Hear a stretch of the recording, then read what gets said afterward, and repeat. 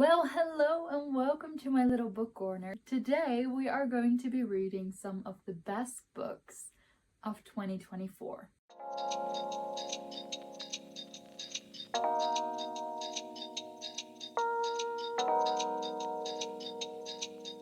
See the progress that I made? So if you guys love reading just like me, you probably know of the app called Goodreads, which is kind of like an app to track your reading, to give reviews, to read reviews, and to kind of just find new books and just find literally every book that exists. I also use Storygraph, which is a similar app. I love Storygraph more for like the ratings because you can give more specific ratings on Storygraph, but I just love Goodreads because you can make such nice like little shelves, little tags, and organize your books. But there's also this annual rating. There's this big award thing. I don't know what it's called. You can vote for your favorite book of 2024. And they do this separately for literally any genre. I actually went through all of them to see if I had read any of those books. And I have to say, I haven't read a lot of them. From the romance section, I read funny stories, and I also read Heartstopper, which was in the YA fiction, but I haven't read any of the others, and I was like, why not just go and read some winners? I really wanted to find a book that I have in my physical collection so that I can, take that off my physical TBR. But also I wanted to read something that I normally wouldn't read. The first book that I was immediately really excited about was Ruthless Vows. This is the winner of the YA fantasy section. I read Defiant Rivals. I wasn't as obsessed with it as other people seem to be, which I'm going to say this one more time. The fact that it was published as a enemies to lovers, there just wasn't any enemies in it for me. Like it was kind of talked about, but it wasn't shown. I didn't feel the actual enemy part, but I do think that I'm gonna love this one because I can kind of set the enemies to lovers part aside. I can just enjoy the war that is going on because I loved the world building, I love the gods, I love the whole writing aspect of it, and I'm just so excited.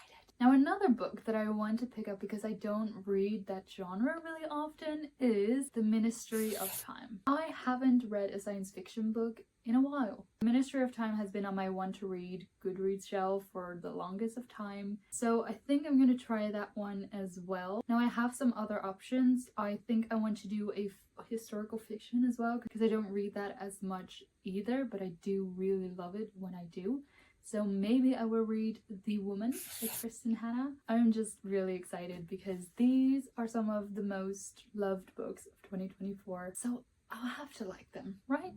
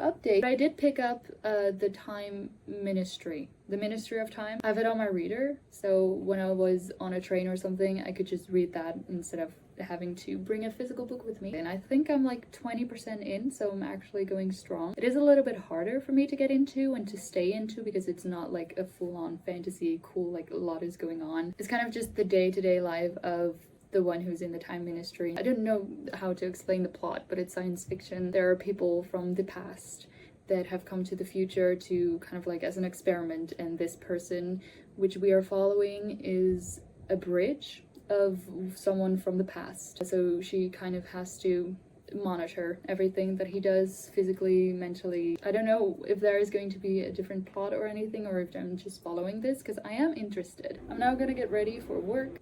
So it is 4:30 p.m. I have been editing this whole day and just you know, resting and just having fun.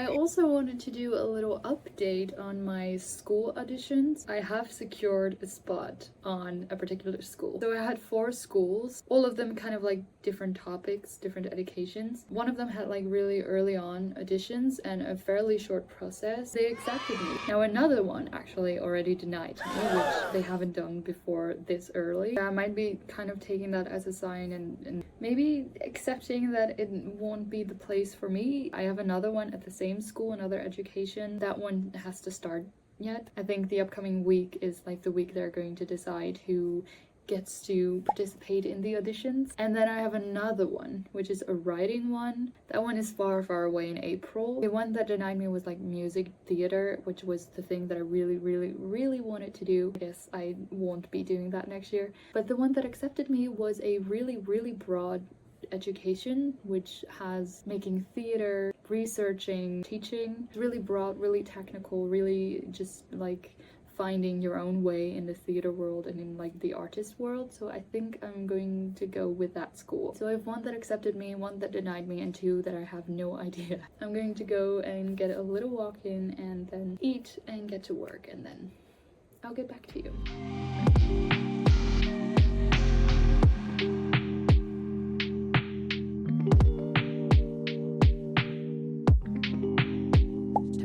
But their voices still carried enough for Iris to capture words. I told you not to worry about me, he said. I wasn't worried. And it's 9, by the way. 9 what? 9 lives. I've won 9 races.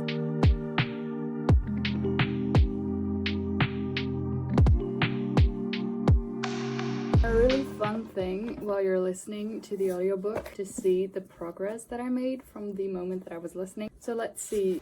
I'm at chapter 22. Sometimes you just need an audio to get motivated. The books arrived.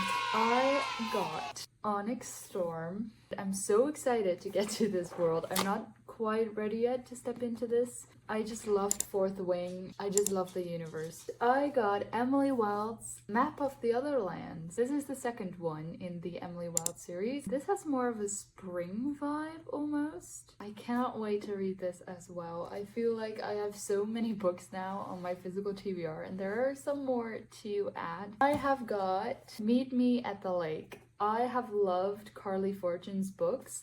I read the other 2 in... Is this the same series? Is this a series? I just love the other 2 books by her. There's another one coming out. This is one of the books by her that I haven't read yet. I just wanted it, and it matches. It's the perfect edition. It's the floppy edition. I just love floppy books. I love them. I just love the fact that they're so flexible and they're so, I don't know, aesthetically pleasing for me, I guess. Ooh!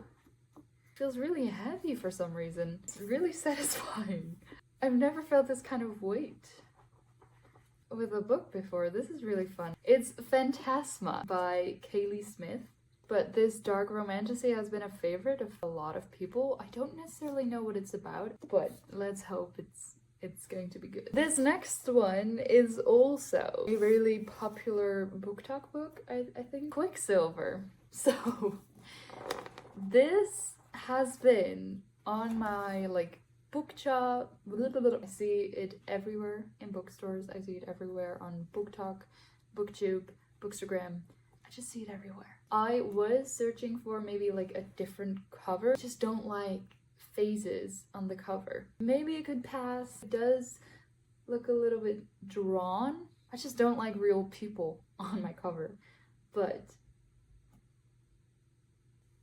there wasn't another version of this. I mean, it's kind of cute with the butterflies. Once again, I have no idea what this is about. Last book is a new release that I've been wanting, and I can already feel that it's the perfect edition as well to go with all the other ones. Beg, borrow, or steal. It just occurred to me how much I want to read this book because it's in the When in Rome series. I just love that series. It's the floppy edition, which goes amazingly with the other floppy ones. I just love romance books that are in a series because it just makes the world that they're living in so much better, because you just get to know all the characters that are in that world just so much better than if you're just reading a standalone romance book.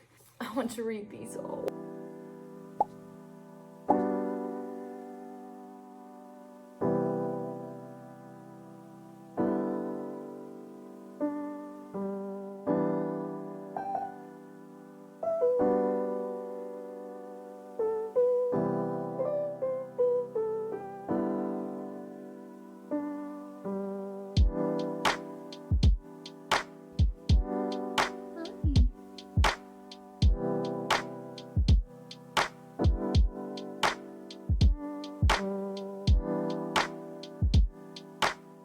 I finished this a couple of days ago. I needed some time to really think about my review and let it all sink in. A lot is happening in this book, like a lot, and I'm loving it. I'm giving it a 4 stars. I think I gave that immediately, and I think I'm keeping it because I just love the plot. I love the world building. I love the war that is going on. I love everything magical that is in this book. I'm just not really into the love story. I'm really not into the romance. Like, I wasn't in the first book. I hated that part of the first book. And with this book, I could let that go a little bit, but I just happen to not care about the love scenes and romance scenes that were in here. I just didn't care because I just cared about the story and the plot and what was going on around it, and I just loved that. Still really recommend it. What I am interested in though is Dacre's and Enfa's story, like the gods that are in here. I'm really interested in their origin story. But that's it for Rootless Vows, and now let's go finish Time Ministry.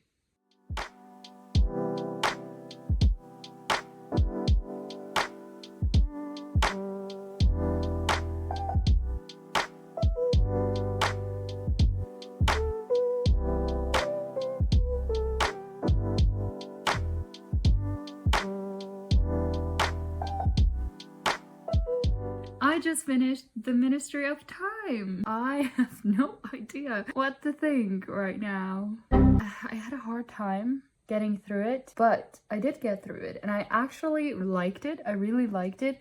I just felt really stupid while reading it. I just do not know what was happening. I didn't get a lot of things. I didn't know what they were saying. I didn't know what was going on most of the time. And honestly, that was kind of the purpose as well, because at the end, things get explained.